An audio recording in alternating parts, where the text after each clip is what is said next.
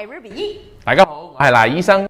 賴醫生啊，我哋上次咧就講咗咧呢個唔同嘅牙周病嘅程度啦，對生活有咩影響啦？係啊。咁不如我哋今日講下咧呢個牙周炎咧點樣去治療啦，同埋治療後咧我哋點樣可以幫助到病人改善佢哋嘅生活，好冇啊？好啊。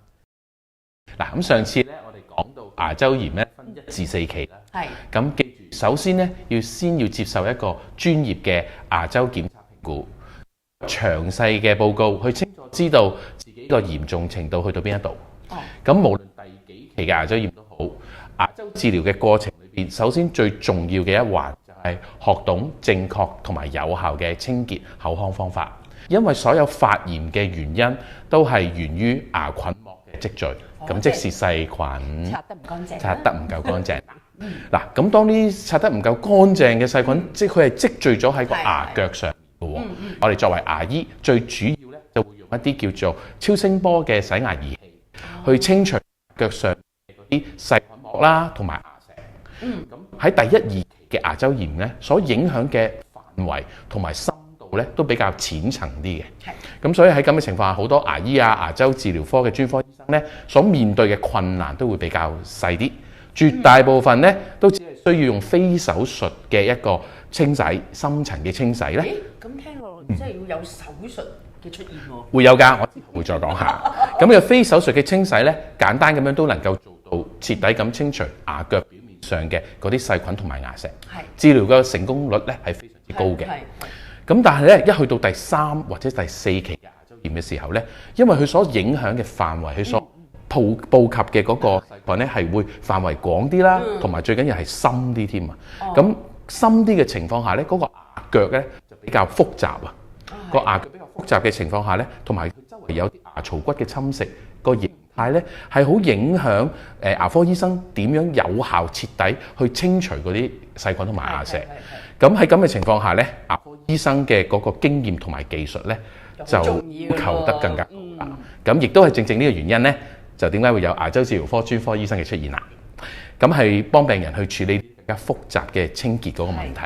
咁頭先所以提到啦，當非手術嘅牙周治療有陣時未能夠有效咁徹底清除牙腳上嘅菌膜同埋牙石嘅時候咧，就有可能需要用到手術嘅形式去處理。所以千祈唔好等到咁複雜嘅情形先去處理咯。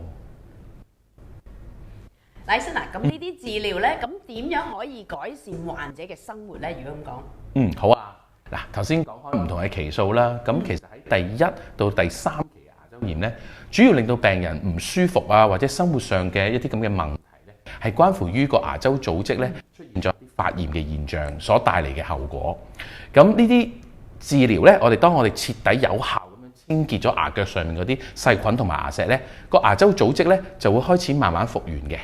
發炎嘅現象都會慢慢咁退去，咁亦都係因為咁樣嘅現象而令到咧我哋再有唔定時嘅流血啊、腫脹啊或者生牙瘡嗰啲問題出現啦。咁但係去到第4期嘅情況就變得好複雜啦。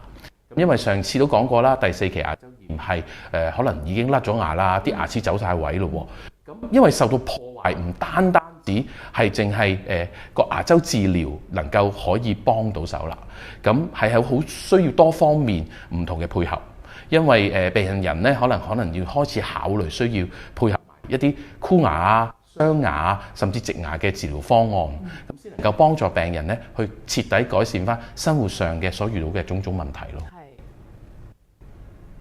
我諗咧，好多朋友咧都想知道咧，治療牙周病咧，其實係咪好痛㗎？嗱，其實咧，我哋都講過喺檢查嘅時候咧，係需要一支牙周探針去拮落嗰啲牙肉嗰度嘅。咁其實真係會帶來少少嘅痛楚嘅。咁更何況治療嘅時候啦。咁所以咧，始終要處理嘅地方係深入咗牙肉下邊嘅牙腳部分。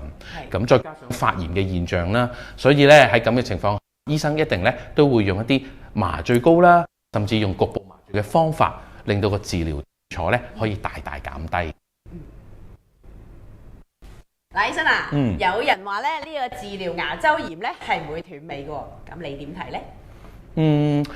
我想咧用另外一個角度去回應你呢個問題嘅。嗱，希望去俾各位明白到，其實我哋而家要處理呢個牙周病嘅問題，喺個治療嘅裏邊個首要目標係要去保持牙肉嘅健康，咁從而令到我哋從今以後咧都能夠有牙齒可以陪伴終老嘛。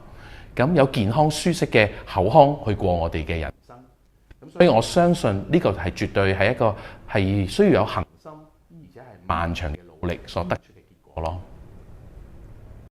我哋咧今日咧好多謝咧賴文龍牙周治療科專科醫生幫我哋講解咧呢個牙周病嘅知識。咁我哋期待下一次咧再邀請賴醫生咧再嚟同我哋講多啲，分享多啲呢個牙周病嘅知識，好嗎？